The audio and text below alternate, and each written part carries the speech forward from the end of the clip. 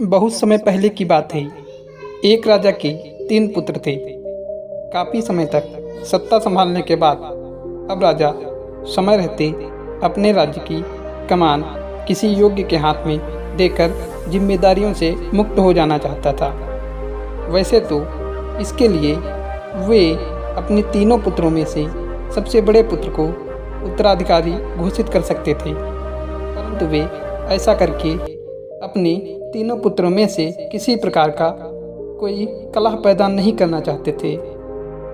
ऐसे में उन्होंने अपने तीनों पुत्रों में योग्यता के आधार पर राज्य के अगले उत्तराधिकारी का निर्णय करने की सोची।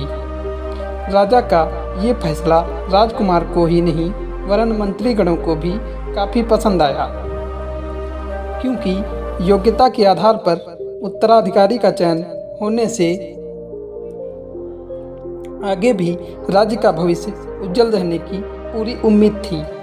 अब सवाल यह था कि राजा अपने तीनों पुत्रों में से सबसे योग्य का चयन कैसे करे।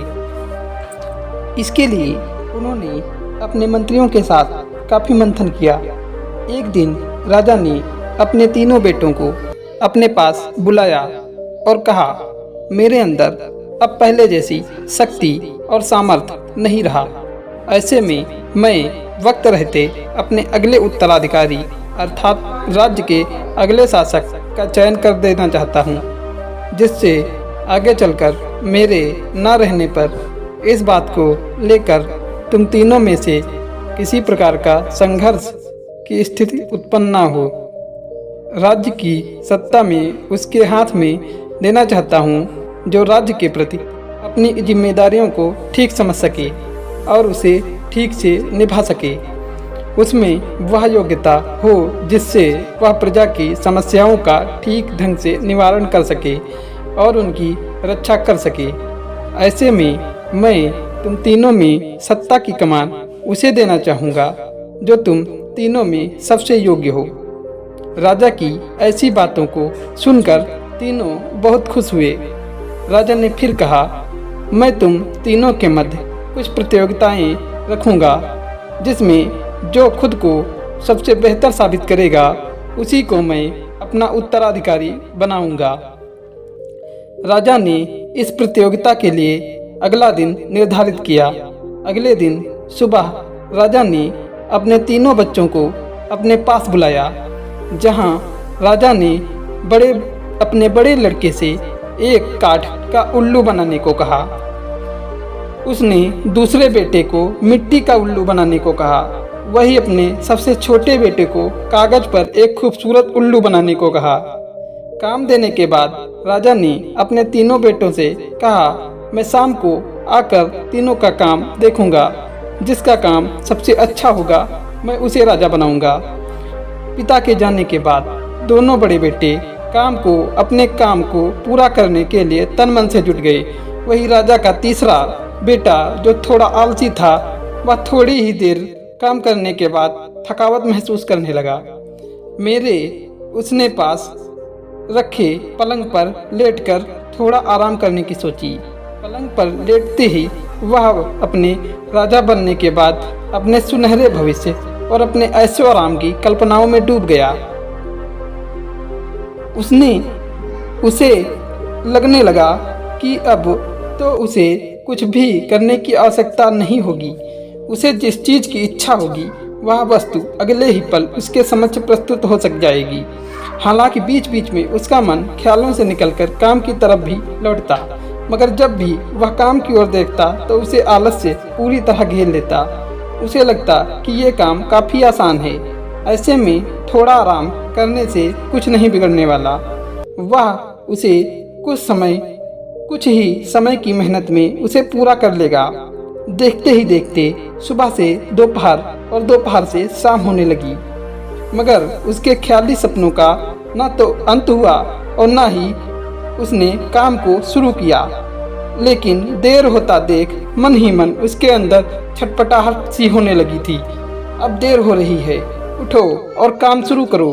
एक मन उसे बार बार कहता कि मगर तब तक उसका आलसी मन उसके पैरों को जोर से जकड़ लेता और उसे लेटे रहने और ख्यालों में डूबे रहने के लिए मजबूर कर देता।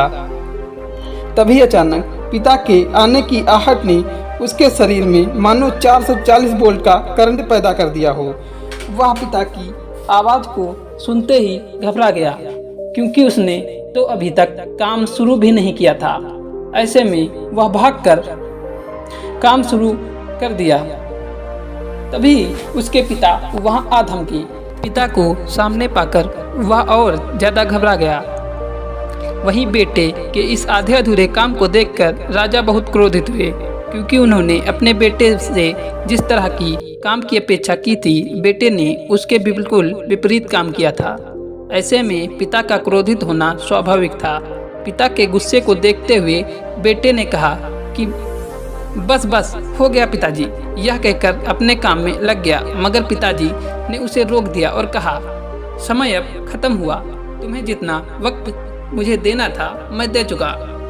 अब बारी तुम्हारे किए काम को जानने की है। तुमने अपना कार्य बिल्कुल भी पूरा नहीं किया। मुझे लगता है कि तुम इस राज्य के राजा बनने के योग्य नहीं हो, बल्कि इस राज्य का उत्तराधिकारी बनने के लिए योग्य तुम्हारे दोनों बड़े भाई हैं, जिन्होंने अपना कार्य बड़ी ही सफाई से और समय रहते पूरा कर लिया। तब छोटे बेटे ने कहा, नहीं नहीं पिताजी, ऐसा नहीं हो सकता। असल में मेरा काम उन लोगों से थोड़ा कठिन था, इसलिए मैं अभी तक अपना काम पूरा नहीं कर सका हूँ। अगर मुझे भी वैसा ही काम मिला होता तो आप देखते कि मेरा भी काम उनकी तरह समय से पूरा हो गया होता। पिता को बेटे की ऐसी बातों को सुनकर बहुत अजीब लगा। उसने कहा, अच्छा अगर ऐसा है तो ठीक है, मैं तुम्हें एक आखिरी मौका अवश्य दूंगा। अगले दिन राजा ने बड़े लड़के को बाग में गिरे समस्त पत्तों को इकट्ठा करने और उन्हें गिनकर टोकरी में रखने को कहा।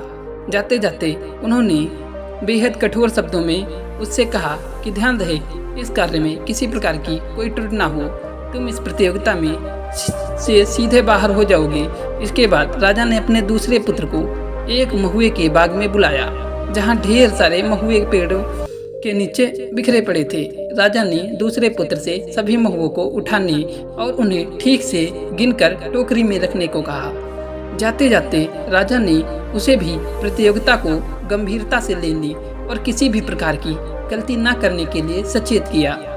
आखिर में राजा अपने तीसरे बेटे को कनेल के फूल वाले बाग में बुलाया और उसे नीचे जमीन पर गिरे हुए सारे फूलों को इकट्ठा करने और उन्हें ठीक से गिनकर टोकरी में रखने को कहा। इस प्रकार राजा अपने तीनों बच्चों को काम सौंपकर वहां से चले गए। शाम को वे अपने बेटों को दिए गए कार्यों का मूल्यांकन करने के लिए निकले। राजा पहले और दूसरे बेटे के काम को देखकर बहुत प्रसन्न हुए, क्योंकि दोनों ने ही कार्य को पूरी ईमानदारी और लगन के साथ करते हुए पाया और समय रहते पूरा भी कर लिया। ऐसे में अब बारी थी अपने तीसरे बेटे के लिए काम को जानने की। वैसे तो राजा को अपने दोनों बेटों की तरह ही अपने तीसरे बेटे की योग्यता और क्षमता पर पूरा भरोसा था, परंतु तीसरा बेटा पिता के जाने के बाद बांगों के बीच लेटे हुए अपने राजा बनने के बाद अपने द्वारा किए गए जाने वाले राज्य में अहम बदलाव का खाका खींचने और लंबे चौड़े एक्शन प्लान बनाने में लगा रहा। और इस प्रकार आलसी बेटे ने फिर पूरा दिन बस अपने आराम तलबी और ख्याली पुलाव बनाने में गंवा दिए। थोड़ी ही देर में उसे राजा की आवाज़ सुनाई दी। राजा की आवाज़ सुनते ही घबरा गया, क्योंकि अभी तो काम शुरू भी नहीं हुआ था। इधर राजा की आने की आहट सुनाई देने लगी। ऐसे में वह काफी तेजी से दोनों हाथों से बाग में गिरे फूलों को उठाकर टोकरियों में भरने लगा। हड़बड़ाहट में वह किसी जानवर की तरह बाग में आधा लेटे लेटे फूलों को टोकरियों में भरने लगा। अभी उसकी एक टोकरी भी पूरी तरह नहीं भरी थी। तभी राजा उसके सामने आ खड़े हुए। राजा को देखते ही पहले से ही पसीने में लथपथ छोटा बेटा और घबरा गया और बस बस हो गया पिताजी, यह कहकर अपने काम में लग गया। मगर पिताजी ने उसे रोक दिया और कहा, तुम्हें हर बार और वक्त चाहिए, मगर वो मैं नहीं दे सकता। तुम एक बार फिर फेल हुए और इस बार तुम क्या कहना चाहोगे? तब छोटे बेटे ने अपनी वही पुरानी बात दोहराई, नहीं नहीं पिताजी, ऐसा नहीं, असल में मेरा काम उन लोगों से थोड़ा कठिन था, इसलिए मैं अभी तक अपना पूरा काम नहीं कर सका हूँ। अगर मुझे भी वैसा ही काम मिला होता तो आप देखते कि मेरा भी काम उनकी तरह समय से पूरा हो गया होता। पिता को बेटे की दोबारा वही बात सुनकर उन्हें पहले तो गुस्सा आया, परंतु एक राजा का दायित्व निभाते हुए उन्होंने उसे एक आखिरी मौका देने की सोची। अभी आखिरी मौका कौन होगा, इसे देखने के लिए आपको इसका पार्ट 2 देखना होगा। धन्यवाद।